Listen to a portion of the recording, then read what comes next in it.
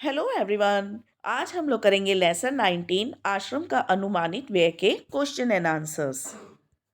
Page number 139। लेखा जोखा से हम करेंगे पहला प्रश्न। हमारी यहाँ बहुत से काम लोग खुद नहीं करके किसी पेशेवर कारीगर से करवाते हैं। पेशेवर यानी कि प्रोफेशनल। लेकिन गांधी जी पेशेवर कारीगरों के उपयोग में आने वाले औजार, छैनी, हथौड़े, वसूले इत्यादि क्यों खरीदना चाहते होंगे। यहाँ पे कहा गया है कि हम सब बहुत सारे काम, जैसे कि दरवाजे खिड़कियाँ ठीक कराना या मेज कुर्सी की मरम्मत करवाना, ये सब हम पेशेवर लोगों से ही करवाते हैं जो ये काम करते हैं।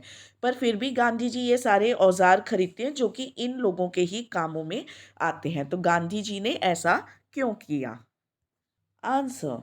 गांधी जी पेशेवर कारीगरों के उपयोग में आने वाले औजारों, छैनी, हथौड़े, वसूले इत्यादि इसलिए खरीदना चाहते थे क्योंकि वे अहमदाबाद में एक आश्रम की स्थापना कर रहे थे। वहाँ अनेक लोगों के आने की संभावना थी, कुछ एकल और कुछ अपने परिवार के साथ। एकल यानी अकेले। गांधी जी इन औजारों को उन्हीं लोगों के लिए खरीदना चाहते थे जिससे अगर कोई व्यक्ति कारीगरी जानता हो तो वह आत्मनिर्भरता के साथ अपने जीवन का निर्वाह कर सकें, क्योंकि गांधी जी खुद भी प्रवृत्ति से एक स्वावलंबी और आत्मनिर्भर व्यक्ति थे। प्रवृत्ति यानी कि नेचर। तो गांधी जी बाय नेचर खुद ही आत्मनिर्भर तरह के इंसान थे। तो वह आश्रम खोल रहे थे, लेकिन वह चाहते थे कि अगर इन लोगों में से भी किन्हीं किसी लोगों को काम आता है तो वे खुद काम करके अपने जीवन का गुजर बसर कर सके, अपने जीवन का निर्वाह कर सके। Question number 2। गांधी जी ने अखिल भारतीय कांग्रेस सहित कई संस्थाओं व आंदोलनों का नेतृत्व किया। नेतृत्व यानी कि लीडरशिप। उनकी जीवनी या उन पर लिखी गई किताबों से उन अंशों को चुनिए जिनसे हिसाब किताब के प्रति गांधी जी की चुस्ती का पता चलता है।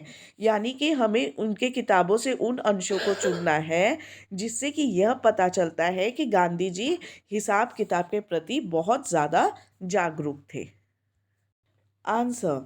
गांधी जी के ऊपर लिखी गई किताबों से ज्ञात होता है कि गांधी जी बचपन से ही वक्त और हिसाब के पाबंद रहे हैं। बचपन में पैसे बचाने के लिए वह मीलों दूर पैदल चले जाते थे। वह मानते थे कि पैसा केवल ज़रूरत के समय खर्च करना चाहिए। इस पाठ में गांधी जी द्वारा आश्रम में लाने वाले वस्तुओं के बारे में जानकारी और व्यय के प्रति जागरूकता उनकी हिसाब किताब के प्रति चुस्ती को दिखाती है। यानी कि जो भी वस्तुएं आ रही थी, जो भी औजार आ रहे थे गांधी जी के द्वारा लाए जा रहे थे इस आश्रम में, उन सब का लेखा जोखा गांधी जी बहुत अच्छी तरीके से रखते थे। और इसी से हमें पता चलता है कि गांधी जी हिसाब किताब के बहुत ज़्यादा चुस्त थे। Question number 3। मान लीजिए आपको कोई बाल आश्रम खोलना है। बाल आश्रम यानी छोटे बच्चों का आश्रम। इस बजट से प्रेरणा लेते हुए उनका अनुमानित बजट बताइए, बनाइए। अनुमानित यानी कि एवरेज। इस बजट में दिए गए किन किन मदों पर आप कितना खर्च करना चाहेंगे, किन नई मदों को जोड़ना हटाना चाहेंगे। आंसर। बाल आश्रम खोलने के लिए हमें विविध और विभिन्न साधनों की आवश्यकता होगी। विविध और विभिन्न यानी कि बहुत सारे अलग अलग चीज़ों की। अगर हम बाल आश्रम 25 बच्चों के लिए खोल रहे हैं तो उनके लिए हमें निम्नलिखित मदों पर खर्च करने होंगे। यानी कि हम यहाँ पे जिस बाल आश्रम की बात कर रहे हैं उसमें कम से कम 25 बच्चे होंगे। तो इस तरह से आप टेबल बना के लिख सकते हैं। निर्धारित मदों का ये कॉलम है और ये खर्च। पहला, इमारत यानी कि बिल्डिंग, 15 लाख। नंबर 2, प्रबंधक, 15,000 मासिक। नंबर 3, सहायक कर्मचारी, 10,000 मासिक। नंबर 4, बालकों के लिए वस्त्र, बिस्तर, पुस्तकें आदि। इसके लिए 3 लाख सालाना। सालाना यानी प्रति वर्ष। नंबर 5, खाद्य पदार्थों पर खर्च, 30,000 मासिक। नंबर 6, अन्य खर्च जैसे कि बिजली, पानी, रखरखाव, चिकित्सा आदि 40,000 मासिक। तो इस तरह से हम खर्च का ब्यौरा बना सकते हैं कि अगर बाल आश्रम खोला जाए तो इतना खर्चा पड़ेगा। Question number 4। आपको कई बार लगता होगा कि आप कई छोटे मोटे काम जैसे घर की पुताई, दूध दोहना, खाट बुनना करना चाहे तो कर सकते हैं। ऐसे कामों की सूची बनाएं जिन्हें आप चाहकर भी नहीं सीख पाते। यानी कि आप बहुत काम सोचते हैं कि हम करना चाहें तो कर सकते हैं, पर हम सीख नहीं पाते। इसके क्या कारण रहे होंगे? उन कामों की सूची भी बनाइए जिन्हें आप सीख कर ही छोड़ेंगे। यानी कि बहुत से काम जो हम कर सकते हैं पर कर नहीं पाते, उनके कारण बताइए, और कुछ काम ऐसे भी बताइए जिन्हें प्रॉब्लम्स होने के बावजूद भी हम ज़रूर सीखेंगे। आंसर: ऐसे बहुत सारे छोटे मोटे काम हैं जिन्हें हम चाह कर भी सीख नहीं सकते, जैसे कि रोटी बनाने का कार्य, सिलाई करने का काम, फल सब्जियां उगाने का काम या कपड़े सिलाई करने का काम। पर कभी कभी यह काम हम लगन की कमी, सीखने सिखाने वाले की कमी, समय का अभाव या अनुकूल वातावरण नहीं होने के कारण हम सीख नहीं पाते। मैं कपड़े सिलाई करने का काम और चप्पल जूतों को टांका लगाने का काम ज़रूर सीख कर ही रहूँगा। तो जैसे कि रोटी बनाने का कार्य है, कभी कभी हमारे अंदर उतनी प्रोत्साहन नहीं होती, हमें उतनी लगन नहीं होती, इसलिए नहीं हम सीख पाते। फल सब्जियां उगाने का काम हम क्यों नहीं सीख पाते?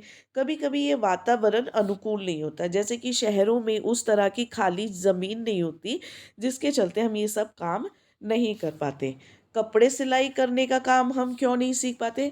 कभी कभी हमें ऐसा कोई मिलता ही नहीं कि जो हमें बहुत अच्छे से सिखा सके, तो हम ये भी काम नहीं सीख पाते। Question number 5।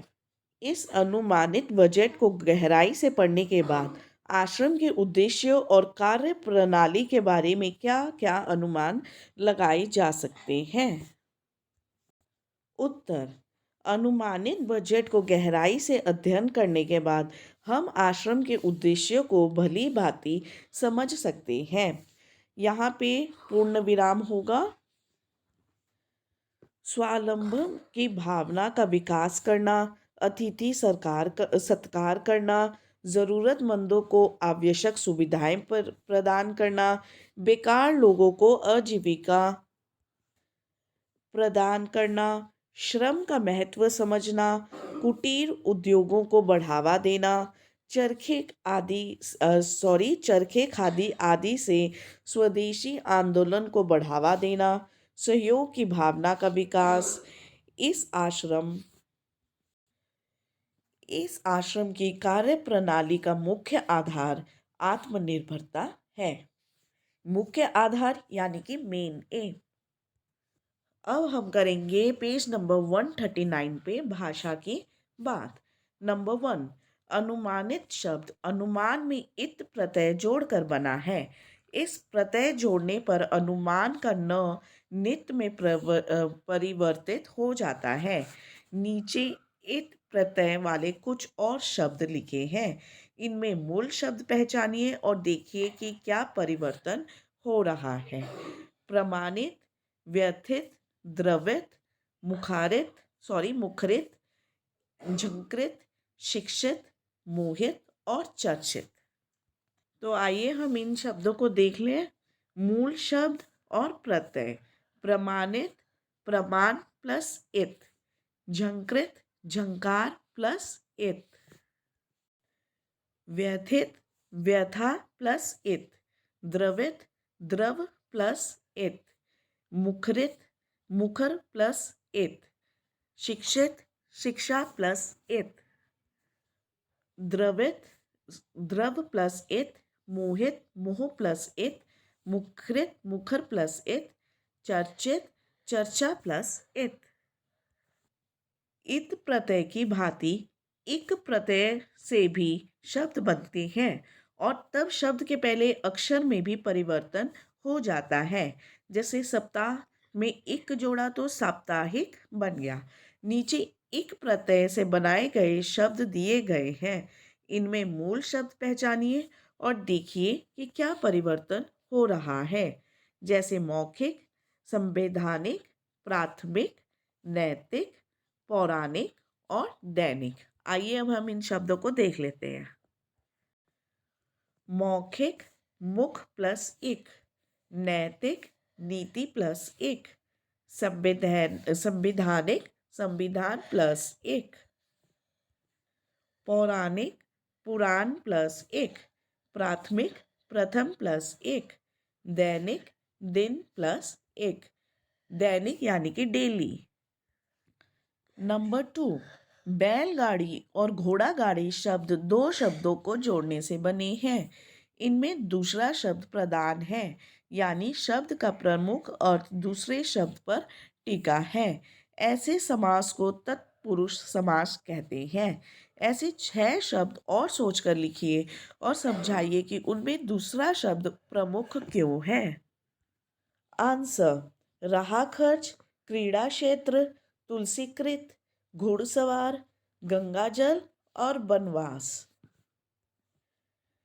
इन शब्दों में दूसरा शब्द प्रमुख है क्योंकि दूसरा शब्द पहले शब्द की सार्थकता को स्पष्ट कर रहा है। जैसे रहा खर्च, रहा के लिए खर्च। तुलसीकृत, तुलसी द्वारा कृत। गंगाजल, गंगा का जल। क्रीड़ा क्षेत्र, क्रीड़ा के लिए क्षेत्र। घुड़सवार, घोड़े पर सवार। बनवास, वन का वास। तो बच्चों, ये था आपका चैप्टर 19 आश्रम का अनुमानित व्यय के क्वेश्चन आंसर्स। आप दूसरे चैप्टर्स के लिए भी प्लीज़ हमारे चैनल को सब्सक्राइब भी कीजिए और विजिट भी कीजिए। Thank you very much everyone. Bye bye. Have a nice day.